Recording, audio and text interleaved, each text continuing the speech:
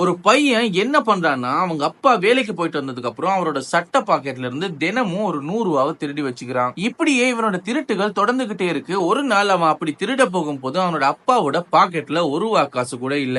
அதுக்கு பதிலா அந்த பாக்கெட்ல ஒரு லெட்டர் இருக்கிறத பாக்குறான். அதை பிரிச்சு படிக்கவும் செய்றான். அந்த லெட்டரோட முதல் வரிகளை என்னோட அன்பு மகனே அப்படின்னு எழுதி இருந்துச்சு. என்னடா இந்த லெட்டர் நம்மளுக்கான்னு தொடர்ந்து படிக்க ஆரம்பிக்கிறான். நீ என்னோட பாக்கெட்ல இருந்து பணம் எடுக்கிறது எனக்கு தெரியாம எல்லாம் இல்ல. அது மட்டும் இல்லாம என்னோட பாக்கெட்ல இருந்து பணம் எடுக்கிறதுக்கு உனக்கு எல்லா உரிமையுமே இருக்கு. இங்க என்ன பிரச்சனைனா நீ பணத்தை எடுக்கும் போது அப்பாவுக்கு தெரியாம எடுத்துறணும் அப்படிங்கிற ஒரு கெட்ட எண்ணத்தோட எடுக்கிற.